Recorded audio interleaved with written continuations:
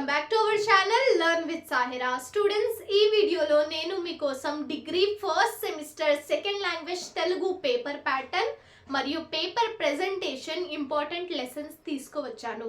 ఒకవేళ మీరు ఈ వీడియో ఎండ్ వరకు చూసినట్లయితే క్వశ్చన్ పేపర్లో ఎలాంటి క్వశ్చన్స్ అడుగుతారు, మీరు ఎలా ఆన్సర్స్ రాయాలి, ప్రెజెంటేషన్ ఎలా రాస్తే మీకు ఓ గ్రేడ్ వస్తుంది, డామ్ షూర్ ఇంపార్టెంట్ క్వశ్చన్స్ ఏంటి అన్నీ ఎక్స్ప్లెయిన్ చేస్తాను, అన్నీ అర్థమవుతాయి.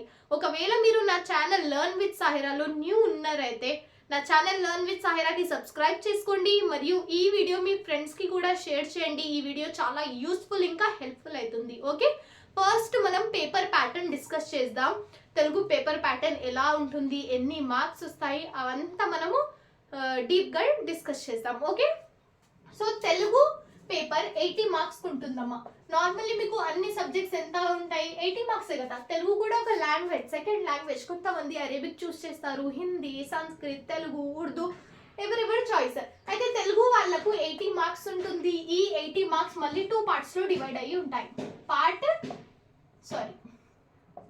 ఏ మళ్ళీ పార్ట్ బి. ఓకే, పార్ట్ ఏలో పార్ట్ బిలో ఏముంటాయి మనము డిస్కస్ చేసుకుందాం. Part A totally short questions based మా. షార్ట్ ఆన్సర్స్ మీరు రాయాలి, షార్ట్గా రాయాలి. పార్ట్ ఏ అంటే షార్ట్ క్వశ్చన్స్ అంతే, సమ్మరీస్ రాసి పెట్టొద్దు, సరేనా. పార్ట్ బి అంటే టోటల్ సమ్మరీస్. Okay, long. దీంట్లో ఒక పద్యం కూడా ఇస్తారు, ఏంటి ఏం కదా నేను అంతా ఎక్స్ప్లెయిన్ చేస్తాను. కానీ 80 మార్క్స్ పేపర్ ఉంటుంది. Part A short, part be long. Part A 20 marks ఉంటుందమ్మా. మీరు పార్ట్ ఏ పర్ఫెక్ట్గా రాస్తే 20 మార్క్స్ మీ చేతుల్లో ఉంటాయి. 20 లేదా 18 మార్క్స్ మీ చేతుల్లో ఉంటాయి. ఓకేనా. స్పెల్లింగ్ మిస్టేక్స్ అవి తీస్తే 2 మార్క్స్ తీసేస్తే కూడా 18 మార్క్స్. 20 మార్క్స్లో 18 మార్క్స్ వేస్తే మీకు వస్తాయి. పార్ట్ బిలో లాంగ్ క్వశ్చన్స్లో ఏ క్వశ్చన్ అడిగినా మీరు సమ్మరీ రాసి పడేయాలి. అర్థమైందా. పార్ట్ బిలో లాంగ్ క్వశ్చన్స్లో సమ్మరీస్ ఉంటాయి. Part B consisting of 60 marks. 60 marks ఉంటాయమ్మా. ఒకవేళ మీరు పార్ట్ బి పర్ఫెక్ట్గా నేర్చుకుంటే ఇక్కడ మీకు అట్లీస్ట్ ఒక 8 మార్క్స్ అయితే వచ్చేస్తాయి. ఎందుకంటే పార్ట్ బిలో నుంచి లెసన్స్ ఉంటాయా, ఆ లెసన్స్లో నుంచి 2 క్వశ్చన్స్ ఇక్కడ అడగడానికి ఛాన్స్ ఉంది. ఇంకా కవి పరిచయం కూడా అడుగుతాడు. ఏంటి మనం చూద్దాం. కానీ పార్ట్ ఏలో మనకు టోటల్ ఎన్ని క్వశ్చన్స్ ఇస్తారు, 8 క్వశ్చన్స్ ఇస్తారు. 8 క్వశ్చన్స్లో మీరు ఏవైనా 5 క్వశ్చన్స్ అటెంప్ట్ చేయాలి, లేదా 6 క్వశ్చన్స్ ఇస్తాడు, మీరు ఏవైనా 4 క్వశ్చన్స్ అటెంప్ట్ చేయాలి. అర్థమైందా. 8 క్వశ్చన్స్ ఇస్తే 5 క్వశ్చన్స్ రాయాలి, 6 క్వశ్చన్స్ ఇస్తే 4 క్వశ్చన్స్ రాయాలి. ఏం ఇచ్చినా సేమే. 8 క్వశ్చన్స్ 5 క్వశ్చన్స్ రాయాలంటే ఏముంది, ఇక్కడ 2 క్వశ్చన్స్ ఎక్స్ట్రా ఉన్నాయి. ఇక్కడ 4 క్వశ్చన్స్ రాయాలంటే 6 క్వశ్చన్స్ ఉన్నాయి. ఇలా ఇచ్చినా పర్వాలేదు, ఇలా ఇచ్చినా పర్వాలేదు, సరేనా. మాక్సిమం అయితే 6 క్వశ్చన్స్ అడుగుతాడు 4 క్వశ్చన్స్ రాయమని, కానీ మనం చెప్పలేము, సరేనా. ఇంకా ఈ పార్ట్ ఏలో మీరు సందర్భ సాహిత్య వాక్యాలు పర్ఫెక్ట్ అయిపోతే ఫస్ట్ సెకండ్ థర్డ్ లెసన్ సందర్భ సాహిత్య వాక్యాలు. శకుంతలో ఉన్న శకుంతల వాక్యము ఫస్ట్ లెసన్ ఉంది కదా, మళ్ళీ గూడగుచ్చి కదా, సవర్ణుడి తపస్సు, ఇవి 3 లెసన్స్లో సందర్భ సాహిత్య వాక్యాలు పర్ఫెక్ట్ అయిపోతే మీకు ఎన్ని 8 మార్క్స్ మీ చేతులు ఉంటాయి. ఓకేనా. సో మీరు సందర్భ సాహిత్య ఫస్ట్ సెకండ్ క్వశ్చన్ పక్కా సందర్భ సాహిత్య. ఇవి ఎలా ఉంటాయి మనం చూసుకుందాం. ఫస్ట్ సెకండ్ థర్డ్ 4 5 6 క్వశ్చన్స్ ఇస్తాడు అనుకోండి. 6th క్వశ్చన్లో ఏవైనా 4 క్వశ్చన్స్ అటెంప్ట్ చేయాలి, అవునా. ఫస్ట్ సెకండ్ క్వశ్చన్ పక్కా సందర్భ సాహిత్య వాక్యాలు. శకుంతలోన పాఖ్యానము, ఇంకా గూడగుచ్చి కదా, సవర్ణుడి తపస్సులో నుంచి 2 క్వశ్చన్స్ ఇస్తాడు.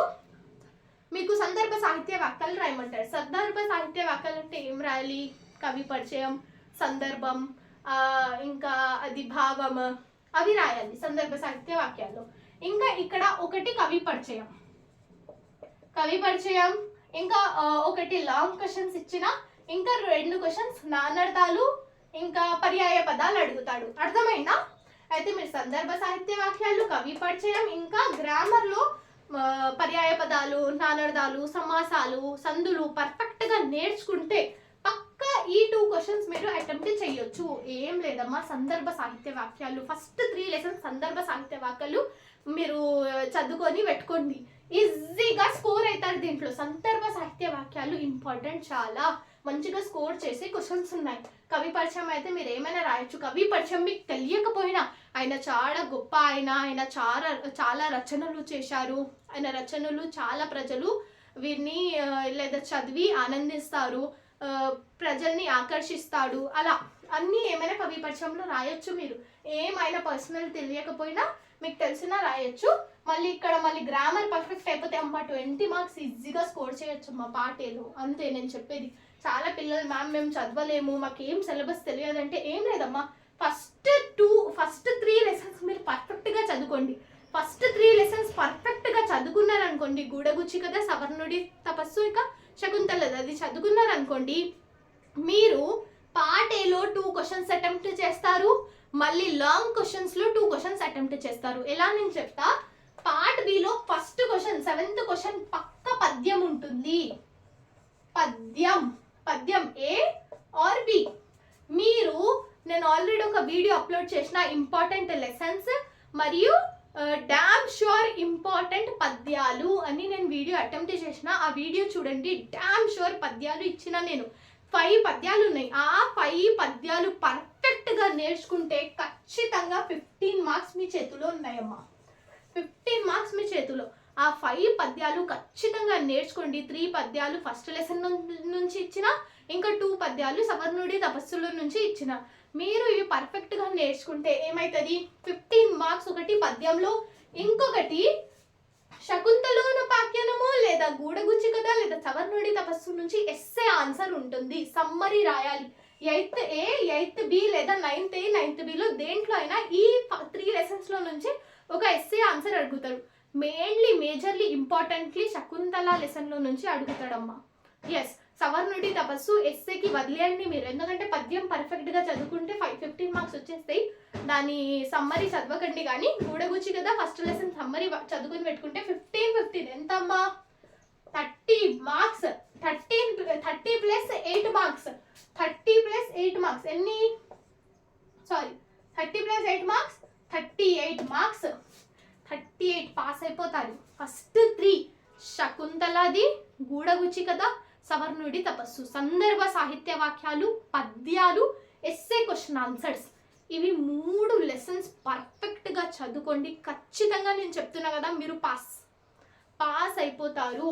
మీ పాస్ కావాలంటే ఈ 3 లెసన్స్ మేజర్గా ఫోకస్ చేయండి. 3 లెసన్స్ చదువుకున్న పక్కా పాస్. నేను చెప్తున్నా కదా, పక్కా 38 మార్క్స్. ఓకేనా, పాస్ అయిపోతారు. నెక్స్ట్ పద్యం ఎస్సే ఆన్సర్ అయిపోయినాక నెక్స్ట్ కాసుల, రాజు కవి లేదా జయభేరి అవి ఉన్నాయి కదా, అవి మీరు చదువుకోండి. శ్రీ కవి పరిచయమ్మ. ఆల్రెడీ ఆ ఇంపార్టెంట్ లెసన్స్ ఇంకా ఇంపార్టెంట్ క్వశ్చన్స్లో ఈ పద్యాల్లో చెప్పిన శ్రీ కవి పరిచయం చాలా చాలా ఇంపార్టెంట్. నన్నయ్యది కూడా. ఇవి రిపీటెడ్ కవి పరిచయాలు, ఇవి చదువుకొని పెట్టుకోండి. సరేనా, ఇది మీ పేపర్ ప్యాటర్న్. ఇంకా పేపర్ ప్రజెంటేషన్ ఎలా చేయాలని చెప్తున్నా చూడండి. ప్రజెంటేషన్ ఎలా ఉండాలంటే, మీరు ఒక ఎగ్జామ్ రాసిండ్రు ఆల్రెడీ, ఇంగ్లీష్ మీకు తెలిసి ఉండొచ్చు. ఇలా బుక్లెట్ ఉంటుంది మీకు. సింగిల్ రూల్ మా, ప్లెయిన్ బుక్లెట్ కాదు, మీరు ఆల్రెడీ చూసిండ్రు కదా. ఇక్కడ 3rd పేజ్ నుంచి మీ బుక్లెట్ స్టార్ట్ అవుతుంది. ఫస్ట్ పేజ్ డీటెయిల్స్లో ఏం మిస్టేక్స్ చేయకండి. ఎంత టైం అంటే అంత టైం తీసుకొని కానీ డీటెయిల్స్ కరెక్ట్గా ఫిల్ చేయండి. మీ సిగ్నేచర్ కూడా కరెక్ట్గా చేయండి. మళ్ళీ సెకండ్ పేజ్ ఏంటి, ఇన్స్ట్రక్షన్స్. అవునా, సెకండ్ పేజ్ ఇన్స్ట్రక్షన్స్. మళ్ళీ 3rd పేజ్ నుంచి మీ బుక్లెట్ స్టార్ట్ అవుతుంది, 23కి ఎండ్ అవుతుంది. ఓకేనా, సో 23కి ఎండ్ అయితే 3rd పేజ్లో మీరు మార్జిన్ ఇక్కడో వేయొద్దు. ఈ సర్కిల్ స్టార్ట్ అవుతుందా, అక్కడ నుంచి మార్జిన్ వేయాలి. మార్జిన్ వేసి ఫస్ట్ పార్ట్ బి అటెంప్ట్ చేయండి అమ్మా, ఎందుకంటే లాంగ్ క్వశ్చన్ ఆన్సర్స్ కదా. ఒకవేళ దీంట్లో 2 క్వశ్చన్ ఆన్సర్స్ మీరు అటెంప్ట్ చేసినా పాస్ అవుతారు. దీంట్లో 2 ఒక పార్ట్ ఏలో ఒక 2 క్వశ్చన్ ఆన్సర్స్ అటెంప్ట్ చేస్తే పాస్ అవుతారు. అందుకోసం పార్ట్ బి ఫస్ట్ అటెంప్ట్ చేయండి. పార్ట్ బి అటెంప్ట్ చేసినాక పార్ట్ ఏకి వెళ్ళండి, ఎందుకంటే పార్ట్ ఏకి ఒక 40-45 మినిట్స్ అయినా enough. Okay, so first give much priority to part B. Part B అని హెడ్డింగ్ పెట్టండి. తెలుగులో రాస్తే తెలుగులో రాయండి, హిందీలో రాస్తే ఇంగ్లీష్లో రాస్తే ఇంగ్లీష్లో రాయండి. సరేనా, ఇప్పుడు 7th క్వశ్చన్ పద్యం బి అటెంప్ట్ చేస్తున్నారు మీరు. 7th అని ఇక్కడ పెట్టాలి, ఇంకా ఇక్కడ ఏ లేదా బి ఇక్కడ పెట్టొద్దు. అన్ని ఎక్స్ప్లెనేషన్ వీడియోస్లో నేను చెప్తున్నా, ఏ బి ఇక్కడ పెట్టొద్దు, ఇక్కడ పెట్టాలి, ఏ లేదా బి. ఓకేనా, ఏ లేదా బి ఇక్కడ పెట్టి పద్యం ఎలా స్టార్ట్ చేస్తారు? ఫస్ట్ కవి పరిచయం, సందర్భం, ప్రతిపదార్థం, భావం. ఈ 4 ఉంటేనే మీకు 15 మార్క్స్. ఈ 4 లేకపోతే 15 మార్క్స్ ఎక్స్పెక్ట్ చెయ్యకండి అసలు. మీరు కవి పరిచయం, సందర్భం, ఇంకా ప్రతిపదార్థం, భావం రాస్తేనే మీకు 15 మార్క్స్ వస్తాయి, లేదా ఫుల్ మార్క్స్ రావు. నేను ఆల్రెడీ 5 డామ్ షోర్ ఇంపార్టెంట్ పద్యాలు ఇచ్చిన, అవి చదువుకోండి, ఖచ్చితంగా 15 మార్క్స్ వచ్చేస్తాయి మీకు, నేను చెప్తున్నా. ఓకేనా? సో ఇలా రాయాలి పద్యం. మళ్ళీ సమ్మరీ ఎలా రాయాలి? Summary example 8th question attempt చేస్తున్నారమ్మా. 8th క్వశ్చన్ అటెంప్ట్ చేస్తున్నారు. 8 అని పెట్టండి ఇక్కడ, ఏ లేదా బి. ఏ అటెంప్ట్ చేస్తున్నారు. ఏ రాసి కవి పరిచయం రాయాలి. కవి పరిచయం రాసి ఏం చేయాలి? కవి గురించి అంతా రాశారు. ఒకవేళ మీరు బర్త్ డేట్, డెత్ డేట్ లో కన్ఫ్యూజ్ అవుతున్నారు, మేడం నేను కన్ఫ్యూజ్ అయినా, నేను ఇన్ని కవి పరిచయాలు చదివినా నాకు ఈయన డేట్ ఆయనకు వస్తుంది, ఆయన డేట్ ఈయనకు వస్తుంది అంటే ఆ డేట్ రాయడం మానేసేయండి, అవాయిడ్ చేయండి. డేట్ రాయకండి. మీరు ఖాళీ ఆయన జననం ఎక్కడైంది, ఆయన మరణం ఎక్కడైంది రాస్తే కూడా చాలు. కానీ రాంగ్ డేట్ మాత్రం రాయకండి. 1908 ఉంటే 1907 రాసినామంటే అది రాంగ్ అవుతుంది. డేట్ రాయకండి, కానీ మీరు కవి గురించి రాయండి. ఆయన చాలా గొప్ప, ఆయన చాలా రచనలు చేశాడు, ప్రజలు ఆయన రచనలు విని లేదా చదివి ఆనందిస్తారు, అలా ఏమైనా రాయొచ్చమ్మా కవి పరిచయంలో.